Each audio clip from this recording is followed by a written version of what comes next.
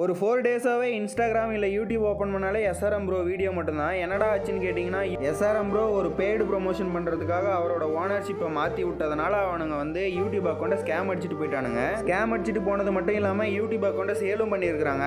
Tamil community சைட்லேருந்து எவ்வளோ support இருந்தும் யூடியூப் சைட்லேருந்து என்ன சொல்லியிருக்காங்கன்னா, ஓனர்ஷிப் வந்து நீங்கள் தான் மாற்றி விட்டுக்கிறீங்க, அதனால் எங்களால் எதுவும் பண்ண முடியாது. ஒரு 1 or 2 வீக்ஸில் நாங்கள் வந்து ரெக்கவரி பண்ண ட்ரை பண்ணுறோம். நீங்களும் அந்த அக்கௌண்ட் யார் வாங்கிக்கிறோங்களோ அவங்ககிட்ட கேட்டு அந்த அக்கௌண்ட்டை வாங்க முடியுமான்னு ரெக்கவர் பண்ண ட்ரை பண்ண பாருங்க. எங்களால் கண்டிப்பாக முடியுமான்னு தெரியல, ஏன்னா நீங்களும் ஓனர்ஷிப் மாற்றி விட்டுக்கிறீங்க அப்படிங்கிற மாதிரி யூடியூப் சைட்ல இருந்து சொல்லியிருக்காங்க. பட் எஸ்ஆர்எம் ப்ரோ வந்து இந்த சேனல் வந்து நம்ம கிடைக்கவே கிடைக்காதுன்னு டிசைட் பண்ணி அவர் வந்து நியூ யூடியூப் சேனலை ஓப்பன் பண்ணிட்டாரு. என்னால் முடிஞ்ச ஒரு சின்ன அட்வைஸ், ஐடி சேல் பண்ணுறேன்னா உங்களுக்கு தெரிஞ்சவங்களுக்கு யாருக்காவது சேல் பண்ணுங்க, இல்லைனா உங்களுக்கு நம்பிக்கை இருந்தால் மட்டும் யாருக்காவது சேல் பண்ணுங்க. அதே மாதிரி பை பண்ணுறதா இருந்தால் உங்களுக்கு தெரிஞ்சவங்களா இருந்தால் மட்டும் பை பண்ணுங்க.